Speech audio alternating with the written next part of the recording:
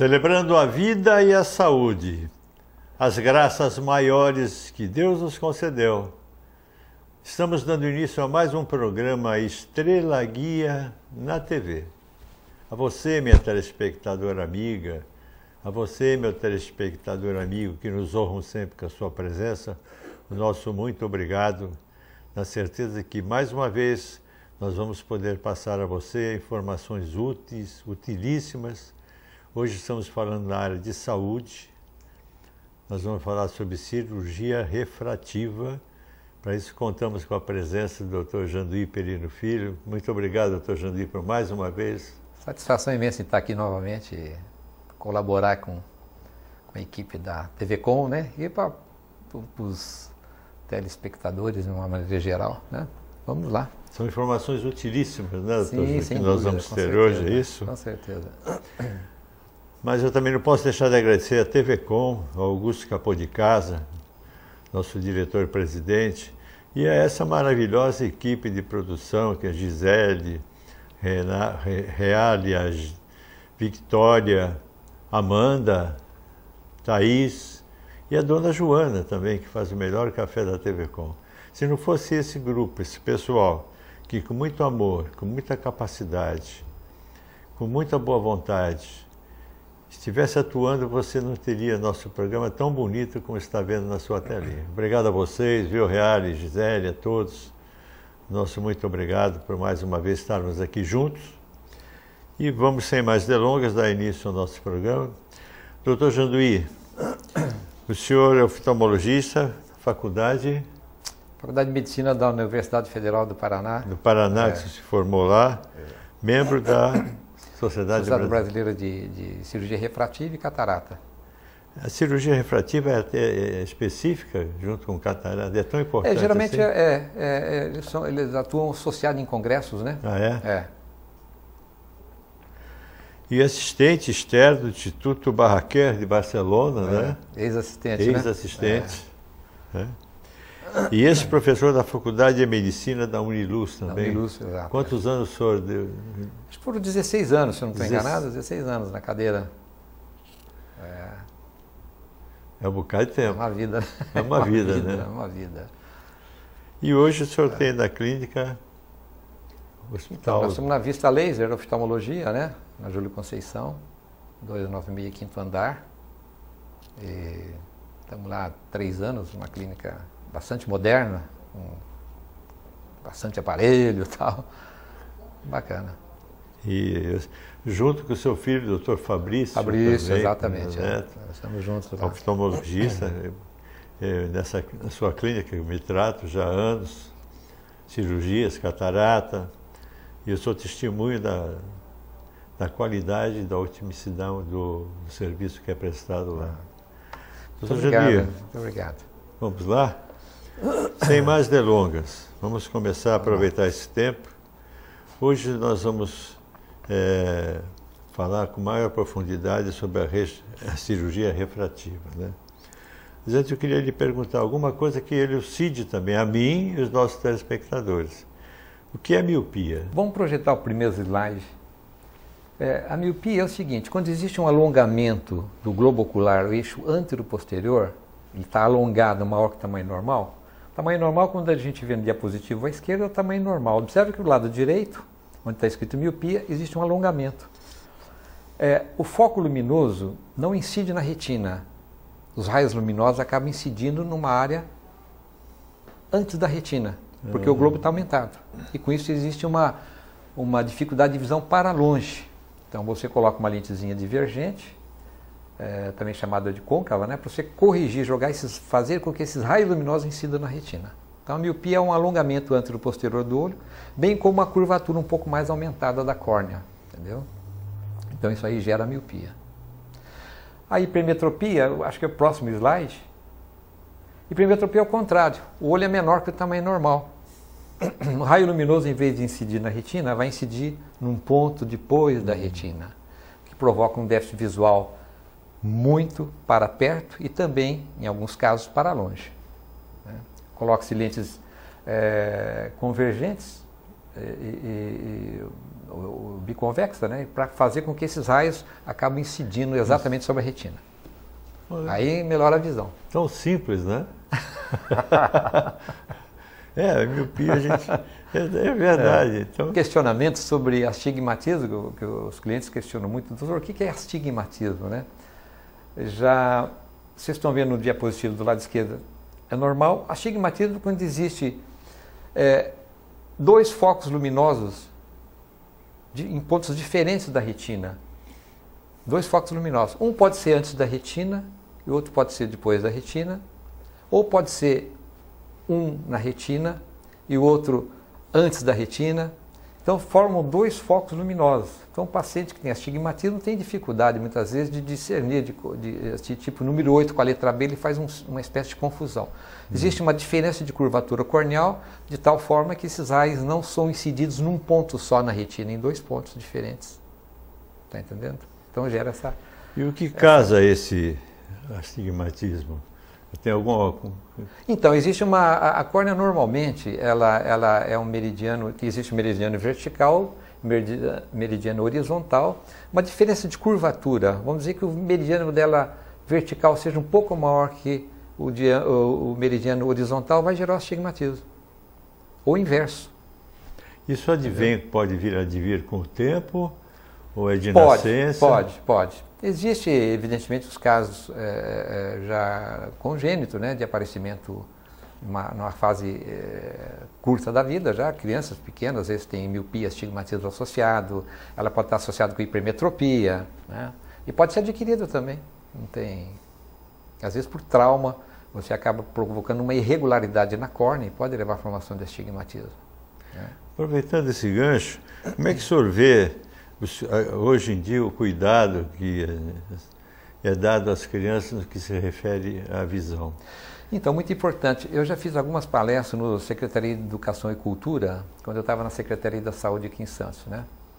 E eu achava o seguinte, em várias escolas que eu frequentei, que eu dava palestra para os professores, que acho que o primeiro dia de aula não deveria ser a relação de material para a criança. Deveria qualquer funcionário treinadinho que fosse, para botar uma placa de letrinhas com perninha para cima, para baixo, nas crianças que ainda não sabem ler, a uma distância de pelo menos 4 a 5 metros, tapar um do olhinho da criança, depois tapa o outro olhinho da criança e ver se ela tem a mesma visão. Se não tiver a mesma visão, a primeira coisa que tem que ser feita é mandar para o oftalmologista, caminhar para o oftalmologista, entendeu? Porque muitas vezes, se não cuidar até 8 anos de idade, mais tardar 9 anos de idade, o cérebro não reconhece o olho fraco. E esse olho vai se tornar amblíope, quer dizer, essa criança vai crescer, vai para a fase adulta, sem enxergar direito de um olho, e às vezes sem enxergar muito de um olho. Por isso que se usa aqueles tampões, né? Tapa-se o olho bom, tapa-se o olho bom para estimular o olho que é mau, o olho que está com baixa divisão. E você tem um limite de idade para tratar, em torno de 8 anos de idade no máximo, né? Passou daí já é problema. Aí o que acontece? A criança vai adulta, vai para o concurso público, passa em primeiro lugar em todas as matérias, quando vai fazer exame de vista, é reprovado. É triste, né? Então eu sempre, as palestras que eu fazia, era exatamente isso aí. Primeiro dia de aula, faça um teste de acuidade visual nas crianças, tapa um olhinho, tapa outro olhinho, qualquer um pode fazer isso aí. Verifica as letrinhas, as perninhas de letrinho, as letrinhas, o número, e verifica se a criança está bem dos 2 olhos. Se tiver dificuldade, encaminha, porque é a tábua da salvação, até 8 anos depois. Mas isso não é feito. Depois que eu já estou afastado da secretaria faz tempo, né? Já pedi aposentadoria e tudo. Não sei mais do andamento, mas teve uma época que eu andei sondando e realmente as escolas ainda estão fazendo, algumas delas. Algumas delas. Então isso é muito importante. Isso deveria ser obrigatório, né? Com certeza. Porque você é a tábua da salvação muitas vezes, né? Porque a gente toma conhecimento de alguns casos, comentários de família, que a criança está tendo muita dor de cabeça. Meu filho tinha dor de cabeça. Outros estão tendo comentário que a criança apresentava um baixo rendimento escolar. E que no fim se configurou ser um problema de visão. Exatamente. Você falou tudo aqui agora. O que eu ia falar, o senhor acabou falando na minha frente. Desculpe. Parabéns. Exatamente o que acontece. As mães chegam no consultório, doutor, esse menino não vai bem na escola, ele não quer saber de estudar, não estuda, sabe? Aí eu vou verificar, examino de lado do olho, eu faço o exame completo na criança, tem uma hipermetropia de 3, 4, 5 graus. Não vai ter estímulo para estudar, não vai ter estímulo para ler, porque ele vai cansar facilmente, vai ter dor frontal. Então a criança não tem ânimo para estudar. Então isso é muito importante. Ou que toda mãe que não submetesse a teste escolar na criança, se ela souber que a escola não fez, ela que até 5, 6 anos, no máximo, procurar um oftalmologista para fazer exame. A idade pré-escolar é fundamental. Às vezes as pessoas deixam de tomar certas ações, né? Quando na verdade, como o senhor está falando, é uma coisa que é muito importante. Muito importante. Eu acho que seria uma condição natural dos pais, né? Exatamente. De fazer uma revisão. Exatamente, fundamental. Entrou no prezinho, já procura alguém. 4, 5 anos de idade, 3 anos de idade, a criança vai próxima da televisão, procura oftalmologista. Alguma coisa está diferente. Entendeu? Traz objeto muito próximo do olho, procure oftalmologista. Fundamental. Vou falar com a Cláudia, não sei se a gente faz isso na creche, se nós não fazemos, nós vamos passar a fazer, com certeza. Muito importante. Com certeza vamos passar a fazer. É muito importante, é interessantíssimo isso, e é importante, né? Muito, muito. Vamos entrar no nosso assunto do programa, especificamente, que é a cirurgia refrativa. O que é uma cirurgia refrativa? Então, na realidade, a cirurgia refrativa é uma cirurgia para correção de vícios de refração. Quais são os vícios de refração? Miopia, que eu acabei de falar, hipermetropia, astigmatismo, através do excimer laser, que é um laser específico para atuar nessa área, para correção e retirar o óculos de quem quer que seja, né? Quem não gosta de óculos, quem usa muita lente de contato tem intolerância, entendeu? Então essa é a finalidade da cirurgia refrativa. Então, a cirurgia refrativa não é só no aspecto estético, não, né? De usar óculos, não gosto de usar óculos, mas também pode acontecer esse dano. Acho que seria mais ou menos meio a meio, né? Meio a meio. Meio a meio. Meio Já estética, tá tem muitas, principalmente mulheres que não gostam de usar óculos, né? Muitos homens esportistas também que não, eles acabam procurando. Funcionalmente é bom, prática de esportes, né? Tal. Esteticamente também, quer dizer, você une o útil agradável, né? Você elimina o uso do óculos em muitos casos. Como é que acontece mesmo essa cirurgia? Porque normalmente, doutor Jandir, todos nós temos medo. O medo, ele se apresenta em cada situação. E ainda mais mexer com a vista, né? Com certeza. Ainda mais mexer com a vista. O que consiste? Essa cirurgia, então, ela é muito simples. Na realidade, ela é simples para quem está bem treinado, né? Mas senão tem que ter uma curva de aprendizado, né? Basicamente, aquele pessoa que tem interesse em fazer cirurgia de miopia tem que passar por uma série de exames. Primeiro, o exame oftalmológico completo. Pode ir lá, o exame pré-operatório. O primeiro deles que a gente faz, o paciente chega no consultório, olha, vem aqui, tem pretensão de operar a minha miopia. Primeira coisa, mapeamento de retina, para saber como é que está a retina. Geralmente a retina do míope é uma retina um pouco que pode apresentar degeneração na periferia da retina, às vezes, muitas vezes, dependendo do grau da miopia, um buraquinho, então tem que fazer um laserzinho antes para soldar este buraquinho para evitar o descolamento. Então o mapeamento é fundamental para isso aí. Primeiro o mapeamento. Exato. Depois a pressão intraocular. Evidentemente, quem tem glaucoma, aí tem que tomar muito cuidado, porque é para fazer cirurgia refrativa. Tem que estar muito ciente de que pode ter problema no futuro, né? Então a gente mede a pressão do olho do paciente para saber como é que está a pressão, que é a tonometria de aplanação. Próximo. Topografia de córnea é um outro exame fundamental para quem vai fazer cirurgia da miopia. Eu não sei como é que está a área periférica da córnea do paciente, né? Eu falando em córnea, muitas vezes ninguém vai entender. Córnea, na realidade, é como se fosse um reloginho de um vidrinho, como se fosse o vidrinho de um relógio, que cobre o colorido do olho chamado íris, como se fosse uma calotinha. E ela tem uma curvatura vertical, uma curvatura horizontal, curvaturas oblíquas e tal. Então, a topografia de córnea, na realidade, ele faz um mapeamento geral dessa córnea, para saber se tem alguma irregularidade ou não nessa córnea. Se o paciente tem possibilidade de fazer cirurgia ou não, se essa córnea dele é fina, se essa córnea dele é irregular, se tem assim se ela é fina, ela está virando um cone. Então tem que fazer esse tipo de exame, isso é fundamental. Próximo exame que a gente faz normalmente é a paquimetria. A paquimetria é um aparelhinho especial, como vocês estão vendo no slide à direita, onde você mede a espessura da córnea. A gente tem uma espessura de córnea em torno de 550 micra, quer dizer, a metade do milímetro, tá? E, evidentemente, pacientes que têm uma córnea muito fina não pode fazer a cirurgia da miopia em determinadas técnicas, né? Então tem que avaliar essa espessura, se o paciente tem uma espessura boa ou não para a cirurgia. Se estiver fina a córnea, não fazer, de jeito nenhum. É importante esses cuidados, Nossa, né? Pré-operatórios, né? Fundamental. Fundamental porque você tem que entrar para ganhar, né? Então tem que estar bem perfeitos os exames. O próximo slide, por favor. Pentacan, esse aí é um exame fantástico, talvez um dos exames mais modernos hoje em dia para cirurgia refrativa. Ele mede toda a curvatura da córnea anterior, curvatura posterior da córnea.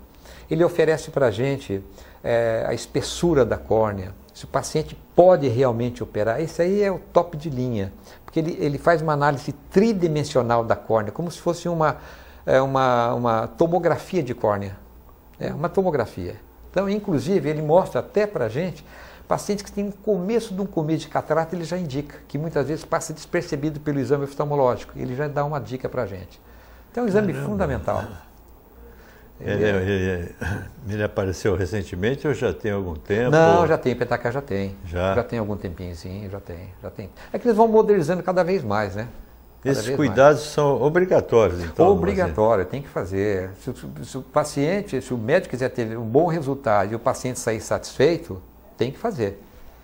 Porque esse tipo de cirurgia da miopia também a gente não pode estar oferecendo uma supervisão que não tem complicação. Não, tudo isso pode acontecer. Primeiro, supervisão ninguém garante nada.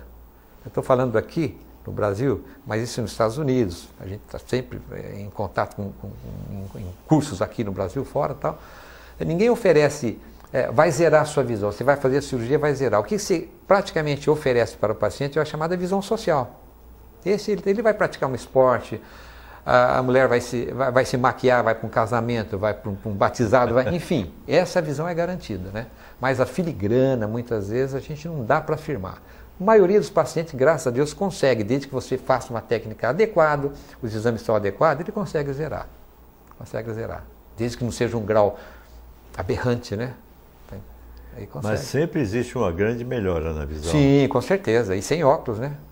Que é sem óculos. Embora a gente pode dizer, pelo que o senhor falou, tem pessoas que não podem fazer a cirurgia por falta de alguma dessas condições dos exames. Sim, tem. Por isso que é importante a topografia de córnea. Esse outro aberrômetro é fundamental. O aberrômetro é para saber se a córnea está irregular, em qual ponto que ela está mais irregular que outro.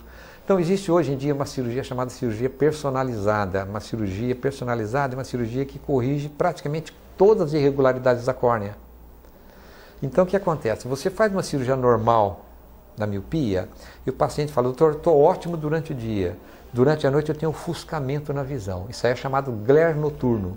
Tá entendendo? E você fazendo um aberrômetro, que é esse aparelho que eu acabei de mostrar aí agora, você percebe onde é que estão as áreas mais irregulares da córnea. E para atuar nessa área, fazer com que o laser atue nessa área, para poder deixar essa cirurgia para ele enxergar tanto de dia quanto de noite. Diminui as aberrações periféricas do olho, né? Então, por isso que a gente faz a aberrometria. Agora, nem todo paciente tem condições de cirurgia. Se ele apresenta uma córnea fina, ele pode desenvolver uma patologia chamada ceratocônica, uma degeneração da córnea como se fosse um cone. Ela deixa de ser assim ovaladinha, bonitinha, que nem um vidrinho, para ficar que nem esse cone que você vê muitas vezes no estacionamento aí, né? Esses conezinhos mesmo, a córnea cônica, né? Aí já complica muito a situação. Então, se o paciente tiver tendência a ceratocônia, a córnea foi fina, e outras patologias dentro do olho em si, não só essas são as patologias da córnea, né? Mas se o paciente tiver glaucoma avançado, também não pode fazer. Se tiver doença na córnea, cicatriz corneal, se tiver herpes, também não pode. Se o paciente tiver uma imunodeficiência, se tiver uma colagenose, como lúpus eritematoso, tudo isso aí tem que evitar. Então tem que fazer uma propedêutica, um exame adequado do olho. Senão não tem aquele sucesso adequado, né? Veja bem, a vista é um mundo fabuloso, né? Como é que a medicina está avançando nessa questão da oftalmologia? O avanço é uma coisa inédita, né? Desculpe me contar, o senhor que, segundo o doutor Fabício, o senhor não perde um congresso, né? Está sempre aprendendo. Sempre, a gente não para. Você tem que abraçar a profissão, né? Tem que abraçar, tem que gostar, e eu gosto. Eu gosto de curso. Lógico. Gosto, adoro. Então, eu tendo chance, faço mesmo. Então, você consegue atualizar bem, né? Seu Walter, consegue atualizar, ficar por dentro da matéria tudo, sabe? Vou buscar a praticidade, né, e o dia a dia que nós vivemos. O que é que diferencia essa miopia de 1,5 grau, 2, 3, até aquela que o pessoal chama de fundo de garrafa? Fundo de garrafa. Por que acontece isso? Porque a miopia, na realidade, aí vai depender muito do alongamento antero-posterior do olho, né? Então, o que acontece? Uma criança que nasce quando chega a 3, 4 anos de idade, a mãe percebe que está muito próximo de objetos, tanto da televisão quanto do computador, enfim, de algum brinquedinho que ela traz muito próximo do olho. O que acontece? Ela vai para o consultório e está constatado miopia. Então, existe um alongamento anteroposterior. Vamos dizer que essa criança tem, no início, 3 graus.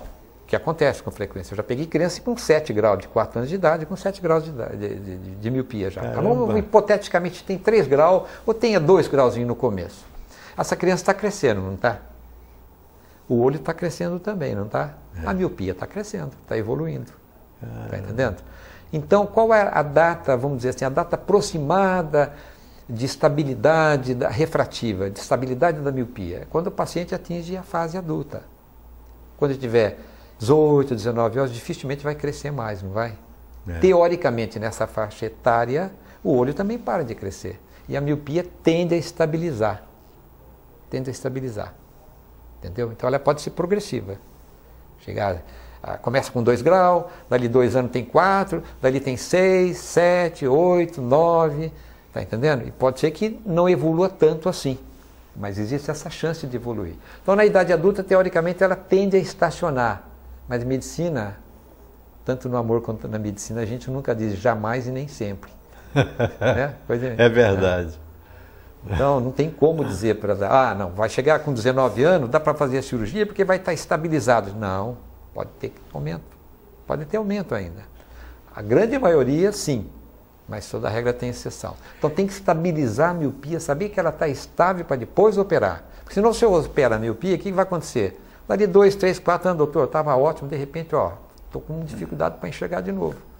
Está entendendo? Porque ela não estava no ponto adequado da cirurgia. E existe uma segurança nessa adequação, na análise, a miopia parou de crescer?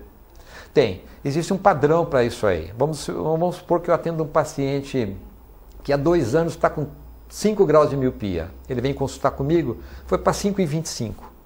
Quer dizer, aumentou 25 centésimos. Com segurança, esse olho pode ser operado. Agora, se ele chega para mim, está com 17, 18 anos de idade, chega aqui ele tem 3 graus, chega aqui para consultar comigo, tem 20 anos de idade, vai para 3,75 ou 4 graus, opa, vamos aguardar um pouco. Vamos aguardar mais tempo, está entendendo? Porque ela ainda está em fase de estabilização.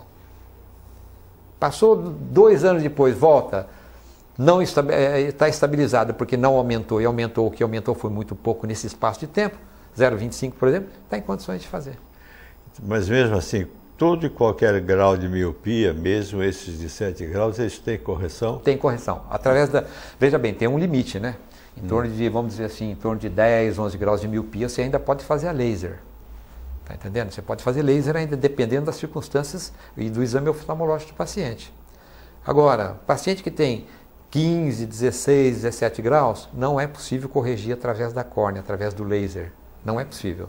Hoje existem lentes que você implanta, chamado lente fástica, que você implanta dentro do olho. Paciente que tem 15, 16 graus, pode implantar uma lentezinha dentro do olho para correção.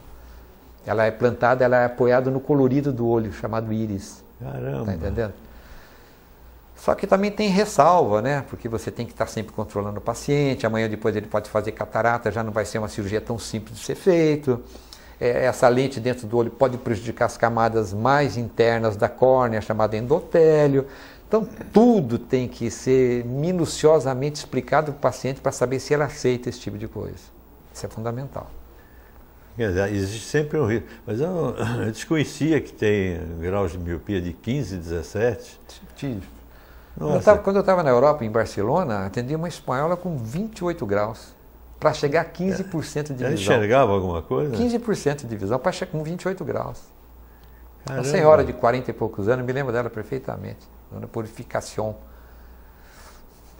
Incrível, né? E Mas reduziu 28 graus. bastante, né? Hã? Reduziu bastante a deficiência da miopia. Não, ela vai sempre continuar com a miopia. Vai sempre, só que tem que usar óculos. Mesmo usando óculos é para chegar aí a 15% de visão, 10% de visão.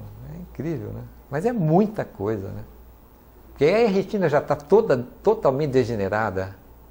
Porque a retina ela vai esticando de acordo com o comprimento do olho. Então ela vai degenerando na periferia, vai passando para a área central. É complicado. Mas existe, Walter, existe sim. 10, 12, 15, 20, 21, 24, 25. Já peguei de monte. Já peguei de monte, não é poucos não. Agora 28, 29, esse caso foi inédito. Então a gente deduz o seguinte, eu tenho ainda muitas perguntas, mas é uma coisa tão elucidativa. A gente pode concluir disso tudo que primeiro tem que começar na infância, sempre na infância, né? Sempre, o cuidado. Fundamental, mãe, observa, quem tem mais contato com criança na realidade é a professora, tem que observar como é que está o comportamento da criança na escola, tudo tem um limite para se tratar, principalmente se tratando de ambliopia, que é aquela baixa de visão no olho que passou despercebido. Eu tive um primo meu que foi fazer tiro de guerra em Ourinhos. Primeiro dia lá que o sargento deu o fuzil para ele, quando ele piscou, ele quase caiu de costas. Tinha uma miopia de 13 graus e foi descobrir com 18 anos de idade. 13 graus no olho, no outro normal. Aí que está o problema. Ainda tem esse porém, né? Tem. A miopia, obviamente, não é dupla, dos dois olhos, né? Não, pode ser que não. Miopia, não, a grande maioria é nos dois olhos, né? Mas tem casos que é unilateral, que é a ambliopia que eu estou falando, que é aquela ambliopia por anisometropia, que chama, quer dizer, diferença de grau de um olho para o outro. Isso só vai detectar fazendo o exame. Então a criançada tem que percorrer assim, antes de entrar na escola, antes de entrar no prézinho. Não custa nada fazer a avaliação. 3, 4, 5 anos de idade. Não custa nada. Se tiver tudo normal, tranquilo. Se tiver dificuldade num dos olhos, já vai ser feito o tratamento oclusivo. Quer dizer, tapa-se o olho bom para que o cérebro reconheça o olho que está ruim, entendeu? Você me deixou como uma proposta aí. Essa é a primeira verificação, né? Ainda. Sei, da criança. Da criança. Isso pode ser feito por uma pedagoga? Não. Exame oftalmológico. Porque o exame, não, de jeito nenhum. Não, você está dizendo, só medir a cuidado visual? Isso. Pode. Só volta, até uma faxineirazinha da escola pode fazer isso aí. Não tem segredo. É tapar o olho de uma criança, botar uma tábua, um optotipo, quer dizer, algumas letrinhas, mais ou menos aí 4, 5 metros de distância da criança, tapar o olhinho da criança, com uma cartolina, um pedacinho de cartolina, tapa-se o outro olho e verifica. Pô, com o olho ela enxugou bem, agora com o outro olho está com dificuldade. Opa, então, tá entendendo? Mas pedagoga é melhor ainda, pode ser, vai entender um pouco mais, né, talvez. Mas qualquer um pode fazer esse exame, viu? Nós estamos conversando aqui, e eu não sei se foi feita essa verificação das crianças, mas eu acho que é importante a gente implantar isso lá na creche, na Estrela Guia, né? Com certeza. A escola de educação infantil, são crianças que são alfabetizadas, leem, escrevem também. Né? Fundamental. Aí o senhor obviamente, eu lhe pedi, o senhor passaria as informações? Com certeza, se quiser que eu vá um dia lá para fazer um comentário, tem pedagoga lá, tudo? Tem. Não, a gente senta lá e conversa, e se eu conseguir uma tabuinha de optotipo, a gente calcula a distância direitinho para ver, sem problema. Então pode ser combinado. Já me cobra isso aí, me cobra. Me cobra. Vou cobrar, depois vamos ver o resultado. Né? Manda um WhatsApp para mim que a gente vai providenciando isso aí e marcamos um dia lá. Vou pedir para a Cláudia, nossa diretora, viu, Cláudia? Ela vai entrar em contato com o senhor e nós vamos fazer isso. Depois a gente pega o resultado. Excelente, excelente.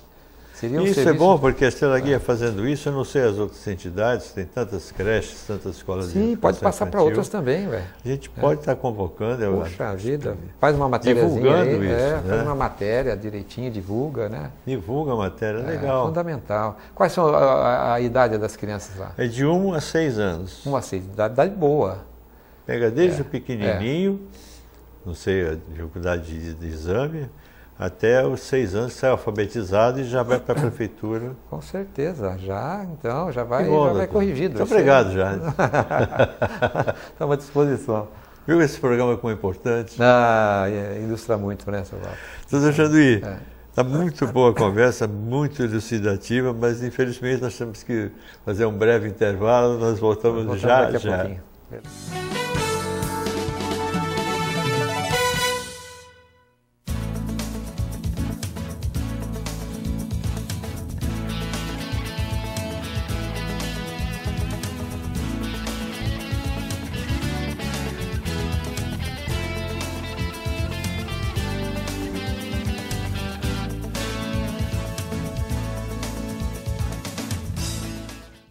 Trabalho infantil doméstico. Não deixe entrar na sua casa. Cozinhar, lavar, passar, cuidar de bebês e limpar a casa não é tarefa de criança. Quando uma criança vai trabalhar na sua casa, você tira dela o direito de estudar, de brincar e de viver com a própria família. Trabalho infantil doméstico é crime. Por isso, não deixe entrar na sua casa. Esse é um direito assegurado pela Lei Estadual número 8.816/08.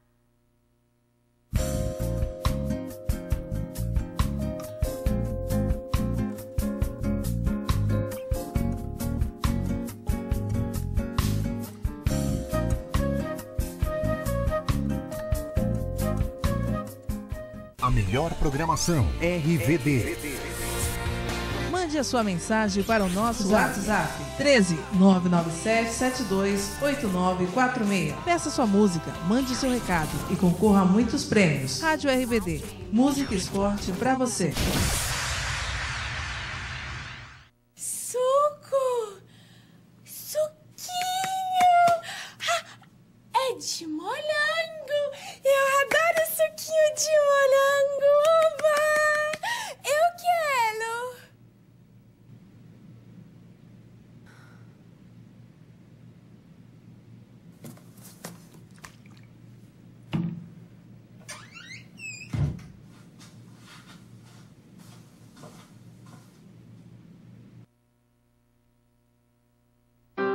Triste, angustiado, cheio de problemas e sem ninguém para conversar. Então disque 188. 188 é o novo número de atendimento telefônico do CVV, Centro de Valorização da Vida. De orelhão, celular ou telefone fixo, a ligação é gratuita e funciona 24 horas todos os dias. Ligue 188 e receba apoio emocional.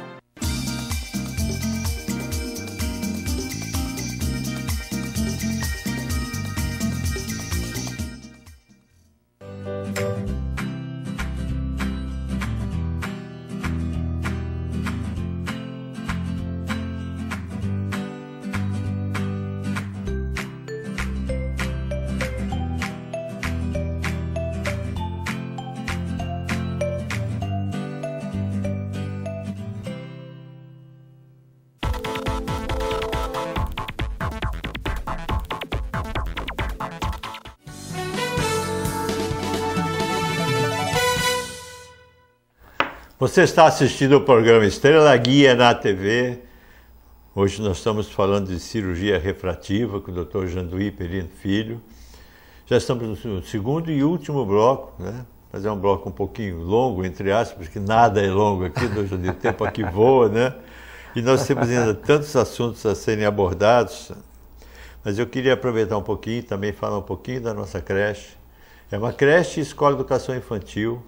Tem 28 anos de existência. Nós atendemos 110 crianças de 1 a 6 anos. As nossas crianças saem de lá alfabetizadas para adentrar na escola da prefeitura. E é uma entidade filantrópica. Nosso campo de atuação maior é atender mães que precisam trabalhar e não têm com quem deixar seus filhos, desde 1 ano de idade até os 6 anos. E nós temos muitas crianças que passam esse tempo todo, vão de 1 ano, doutor Jandir, até 6 anos na creche. Praticamente é um bom tempo de vida que elas passam. Nossa ali. Senhora, isso é uma... Tudo isso com atendimento de qualidade, a preocupação em passar principalmente muita atenção, muito amor às crianças. Que bacana. E aí vai o meu elogio, fica o meu elogio, merecidamente, meu elogio a toda a equipe da creche, desde a diretora, passando pelas monitoras, as educadoras, as cozinheiras. O trabalho das educadoras é fundamental, porque a criança ela não necessita só de um alimento, né, que é de qualidade, mas é só um alimento. Ali nós tratamos as crianças e procuramos trabalhar na criança os valores. Porque a gente subestima muito uma criança de 1 ano. Mas uma criança de 1 ano é um ser completo dentro da idade dela de 1 ano. Uma percepção muito grande, né? Com certeza. E principalmente os valores morais, os valores éticos, né? A convivência social também. E a gente não cansa de elogiar esses valores cívicos. Hoje Estava lá na creche, as crianças estavam cantando o hino nacional. Que belezinha, né? 5, 6 anos. Graça. E cantando não só com perfeição, mas, sabe, com penetração danada de um hino. Porque nós temos que ensinar as crianças que existe uma pátria, né? Exatamente. Existe a família, mas existe uma pátria também. E eu acho que falta um pouco isso nas crianças maiores, né? Com certeza. O poder cívico, a inteligência. Então eu queria deixar meu agradecimento de coração. E também essas monitoras, educadoras, cuidam de 8 crianças o dia todo. Né? Filhos de família diferentes, costumes diferentes. É um grupo muito abnegado que sobressai em qualquer entidade filantrópica, são as educadoras também. Mas a todos, a cozinheira que faz a comida com muito carinho, o atendente geral que limpa, que trabalha na higienização da creche. É muito importante esse trabalho. E é importante também dizer que esse trabalho ele é multiplicado por mais de 50 entidades aqui em Santos. As entidades filantrópicas atendem mais de 10 mil crianças na área de educação. Que beleza. Mais de 10 mil crianças que o Estado não conseguiria nunca atender. Então fica aqui também a minha gratidão, meus parabéns a todas essas outras entidades co-irmãs. Um abraço grande para o Chucre, a Elis, da creche São Jorge, a tia Edna, a tia Egli, da Zona Noroeste, enfim. Por esquecimento eu cometeria injustiça. Muito obrigado a todos. Que Deus abençoe a todas as entidades, abençoe todos os membros das equipes dessas entidades, que fazem de Santos uma cidade de exemplo nessa área de atuação. Obrigado a vocês, que Deus abençoe a vocês de coração. Doutor Juninho, vamos lá. Já falei que precisava falar. Temos tantas perguntas aqui que a gente não pode parar. Vamos lá. Vamos fazer uma das perguntas que vieram aqui. Quais são as técnicas utilizadas na cirurgia refrativa e qual é a melhor delas? Na realidade, são duas técnicas, é chamada de PRK e LASIK. Existe diferença entre as duas? Uma é melhor que a outra? Não, as duas são praticamente iguais. Quando é que você faz o LASIK e quando é que você faz o PRK? O LASIK, para se fazer, a técnica é o seguinte: você rebate um retalhozinho da córnea, como vocês estão vendo no slide da direita ali, visto de perfil, rebate esse tecido corneal superficial, você aplica o laser, em seguida você volta o retalho em posição original. A LASIK é uma técnica fantástica, quando muito bem indicada, quando a espessura da córnea for boa, porque a recuperação visual dela é precoce, em 48 horas. O paciente que usava 7, 8 graus de miopia, no dia seguinte já está enxergando. 48 horas depois está melhor ainda a visão. Recuperação precoce e sem dor, praticamente. Uma técnica sensacional. Tá? PRK. O PRK também é uma técnica muito boa. A diferença básica é o seguinte: o PRK, você não rebate esse retalho. Você simplesmente faz uma raspagem na camada mais superficial da córnea, chamada epitélio, raspa esse epitélio, tá entendendo? Evidentemente, quando você raspa esse epitélio, você acaba fazendo com que os vasos não, a inervação da córnea fica ali bem exposta. Então, tem uma dor no pós-operatório. Então, depois de raspado o epitélio, você faz o laser. Terminado o laser, você coloca uma lente de contato protetora, tá entendendo?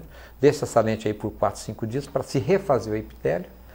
O tempo de recuperação visual é mais prolongado do que a técnica do LASIK. Entretanto, ela tem uma vantagem sobre o LASIK, é que ela, quando se faz o laser, não atinge camadas tão profundas da córnea como o LASIK.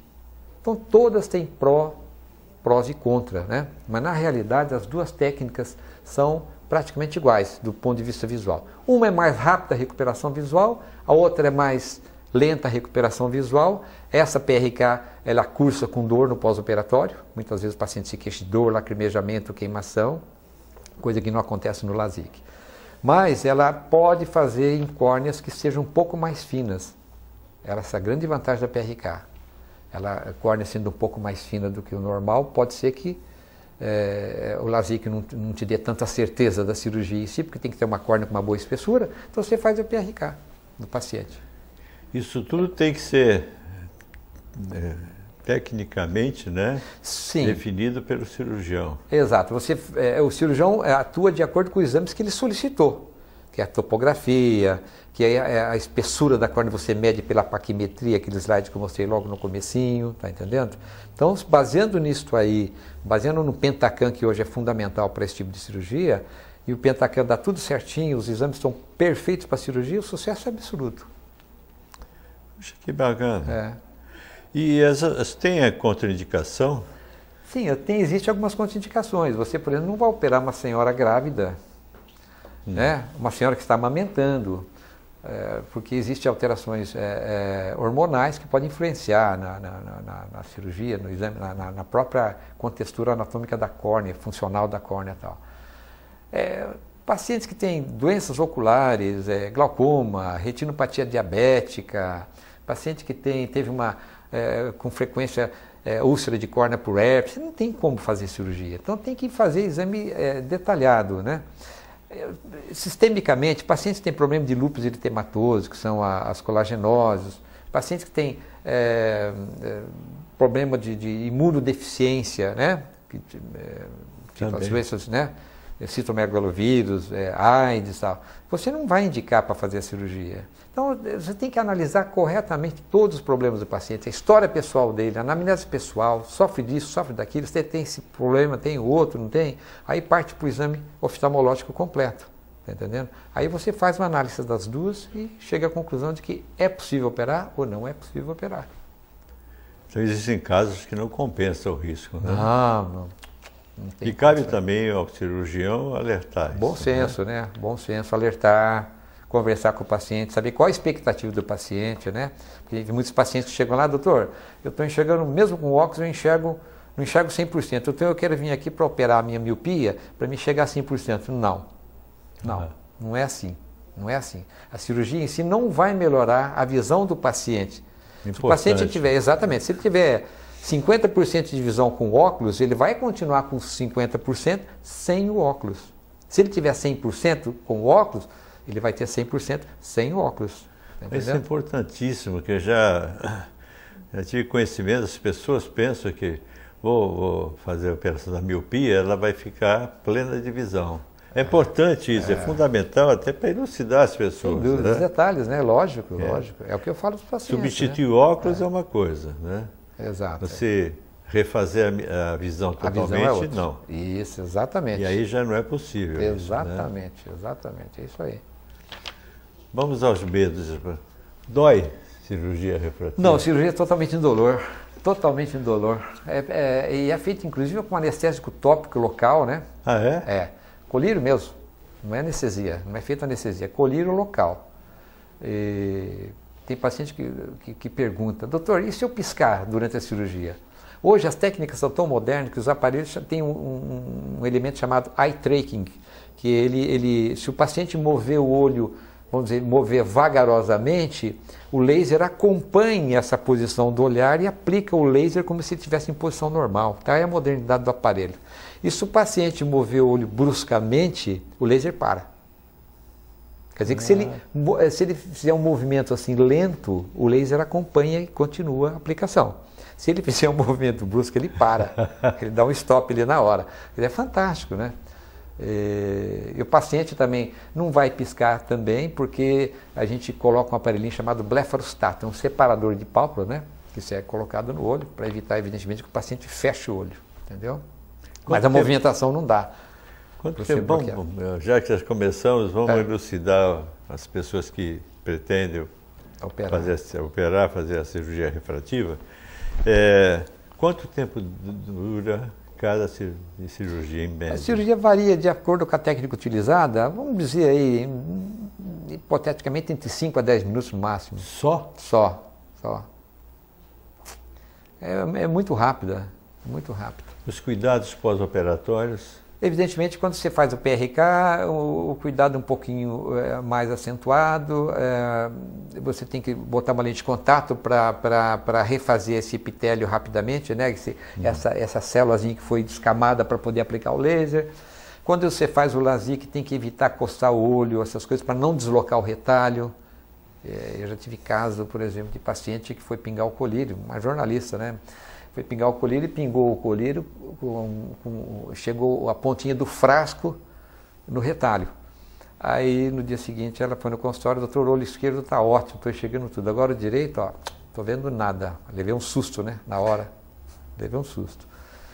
Aí levei ela no aparelho para examinar, ela tinha o retalho, rebateu o retalhozinho dela e enrugou. Porque ela confessou para mim que quando ela foi pingar o colírio, ela tocou com a ponta do colírio dentro do retalho, no olho, né? É aconselhável Então, que peça outra pessoa para fazer. Sim, né? Não, até o próprio paciente, basta agitar o colírio, afastar de leve a pálpebra inferior e manter o frasquinho um pouco longe. Mas para tem pessoas que isso não é tão simples. Não consegue, tem muita gente que não consegue realmente. Aí, evidentemente, foi rebatido o retalho em posição normal, ela recuperou a visão tranquila. Mas é trabalho, né? Para ela mesma, né? É trabalho. O que me causa espanto é que o senhor fala que vai fazer uma raspagem no epitélio com uma tranquilidade, com uma simplicidade. Como se fosse pimenta no olho dos outros e refresco, né? Que é o dito popular. Porque eu espero que isso não assuste os telespectadores que estão nos vendo e que pretendem fazer. Viu? Mas, então, é uma segurança muito grande. Segurança grande, nossa. E o paciente não sente absolutamente nada. E o tempo de cirurgia é muito rápido, né? Tem casos que você faz até em 5 minutos. Continuando no sentido informativo, as pessoas que, até para conhecimento de alguma e outras que pretendem fazer, né? Essa cirurgia, ela pode ser feita simultaneamente nos 2 olhos? Sim, com certeza. Não há pode problema nenhum. Pode ser feita simultaneamente, sem problema nenhum. A técnica bem aplicada, os exames pré-operatórios em estados perfeitos de condição, não resta a menor dúvida. Faz os 2 olhinhos. Tem paciente que, evidentemente, você tem que também sentir o paciente. Às vezes ele não prefere. Não, doutor, eu prefiro fazer um olho para depois fazer o outro. Evidentemente, a gente vai a favor do paciente. Tudo bem, vamos fazer um olho, depois fazemos outro. Entendeu? Esse tratamento, essa cirurgia nas pessoas, ela se refere à miopia, né? O foco é a miopia. Miopia. E essas pessoas que usam lente multifocal, tem alguma diferenciação? Tem. Na realidade, a cirurgia da presbiopia, que chama, a multifocal, uma boa pergunta essa aí. Basicamente, você corrige para longe, tá entendendo? E o paciente passa a usar um óculos só para leitura. Ele deixa de usar o óculos no rosto para usar na bolsa, se for mulher, e usar no bolso, se for homem, né? Na hora de ler, ele coloca, tá entendendo? A técnica para cirurgia de presbiopia, ou também chamada de técnica monofocal, você tem que, uma opção que tem para o paciente, que realmente quer definitivamente ficar sem o óculos, é fazer essa teoria de báscula, que chama monofocal. Você pega o olho principal dele, porque a gente sempre tem um olho principal, que enxerga um pouco melhor que o outro. Pega esse olho principal, corrige ele para longe. E corrige o olho esquerdo para perto. Então um olho ele fica enxergando de longe, outro olho ele fica enxergando de perto. Está entendendo? Isso aí, de certa forma, tem muita gente que aceita esse tipo de cirurgia, mas o que acontece, seu Walter? O senhor perde a binocularidade. Os olhos foram feitos para atuar conjuntamente. Então o senhor perde a visão de profundidade, que chama. Visão estereoscópica. Então isso tem que ser informado por paciente. E para isso é feito, antes desse tipo de cirurgia, um teste com lente de contato. Bota-se uma lente de contato para ele sentir uma visão de longe e a outra visão de perto. Para ver se ele adapta esse tipo de lente dessa visão, que ele vai perder a visão binocular, para ver se ele aceita isso aí ou não. Muitas vezes ele não aceita, é ruim, né? Porque a visão binocular é fundamental, a visão de profundidade, né?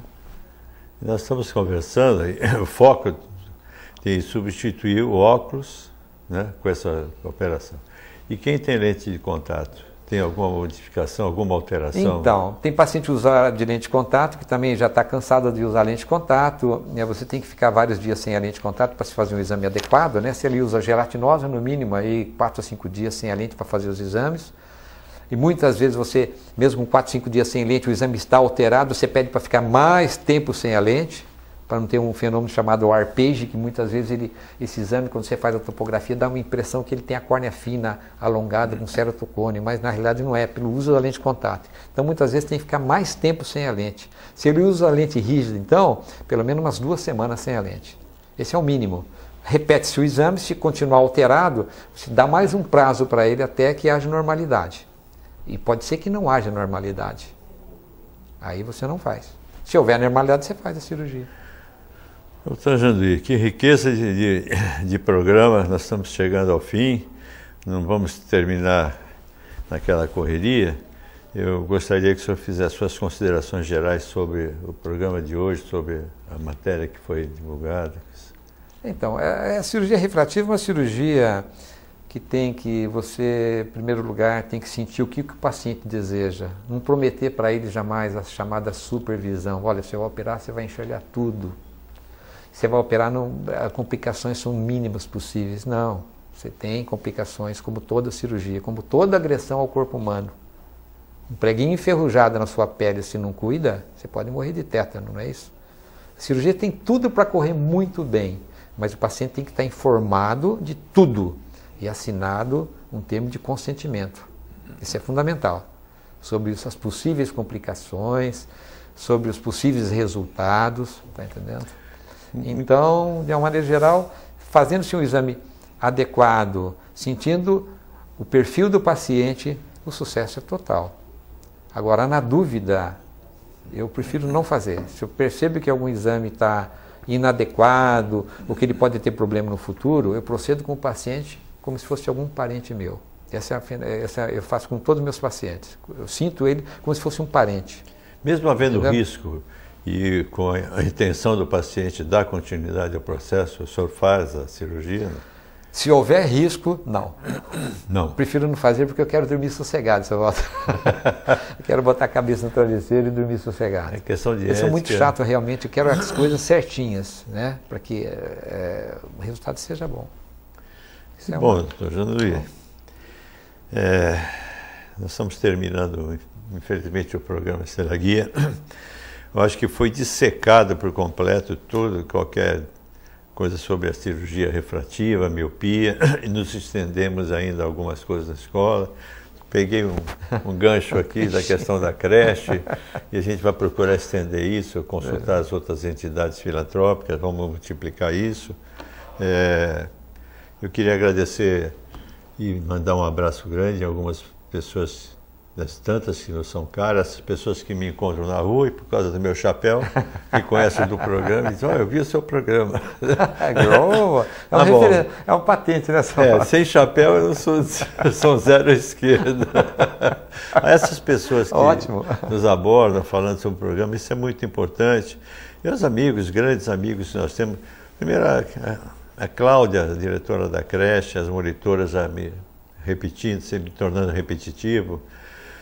A Ana Regina, o Beto, sempre um abraço, nossos telespectadores constantes que discutem o programa conosco depois, né? A Regina Célia, o general Paulo Cerqueira, a Verônica, sua filha, a minha filha Alessandra também, que é professora no 30 de julho, uma entidade filantrópica também, mas com um trabalho excepcional, com crianças com deficiência, tem vários tipos, enfim. Tem muita gente boa fazendo muita coisa boa na nossa cidade. A essas pessoas o meu abraço, minha gratidão. E, doutor, eu sempre repito isso, né? A gente sempre repete isso. Antes de lhe agradecer, coração, vou repetir o que eu sempre falo aqui. Antigamente, atrás de um grande homem tem uma grande mulher. Né? Isso já mudou. Ao lado de um grande homem sempre tem uma grande mulher. E é com muito prazer, com muito respeito, com muita gratidão, que eu peço que o senhor encaminhe essas flores da dona Isolina, sua esposa, viu? Muito obrigado. Com certeza ela vai gostar. Nossa Senhora. É orquídea? É orquídea. Nossa, ela é apaixonadíssima. Ela vai entrar em colapso lá. Puta, muito obrigado, seu Walter. Não precisa se incomodar. Isolina, eu que agradeço, porque ela é sua companheira, inclusive no atendimento. E olha, consegui levar um consultório daqui do jeito que ela leva, com a educação que ela trata as pessoas, com a cordialidade, cortesia, e a força que eu sei que ela lhe dá. Muito obrigado. Muito sua obrigado. Companheira por quantos anos? Nossa, eu conheci ela no Carnaval, em 1970. São 48 anos juntos. 1970. Que bonito. Carnaval antigamente era carnaval familiar, né? Não tinha com a família, né? Hoje mudou tudo. E ao senhor, doutor Janduí, nosso agradecimento. Né? Eu gostaria, antes de terminar, dizer que foi muito bom, sempre é muito bom recebê-los aqui no nosso programa, viu? A receptividade, o retorno que é dado pelo conhecimento que é passado é muito bom. Muito obrigado por estar conosco mais uma vez, viu? Um abraço, Dona Isolina, um abraço, doutor Fabrício. Muito obrigado. Eu que tenho que agradecer o convite do senhor mais uma vez, né? A gente está aqui já há alguns anos já, né? Fazendo o programa. Eu estou sempre à disposição, espero ter agradado os telespectadores. Se tiver alguma dúvida, qualquer coisa, converse bem com o seu oftalmologista antes de fazer a cirurgia refrativa. Muito obrigado por tudo. E parabenizar também pela creche, que é uma maravilha, que estou sabendo que é uma maravilha. Obrigado pelas suas doações também. Vamos lá. E ó, gente, prazer, quem quiser fazer uma doação para a creche Teleguia, nós aceitamos tudo. Só não aceitamos desaforo, o resto a gente aceita. Seja roupas, que nós temos o Bazar da Pichincha na Rua General Câmara, nós temos o Bazar da Pichincha aberto lá, vendendo roupa, sapato, enfim, tudo. Bacana. E a gente precisa muito, principalmente de misturas, né? Carne moída, salsicha para as crianças. A gente está sempre precisando. E não é vergonha nenhuma pedir. Não imagina. Porque eu acho que isso é muito importante. Fundamental. Nossa, é muito bom. Eu queria deixar só um comentário a você, minha telespectadora, meu telespectador. Uma coisa que me passaram ontem eu acho importante, né?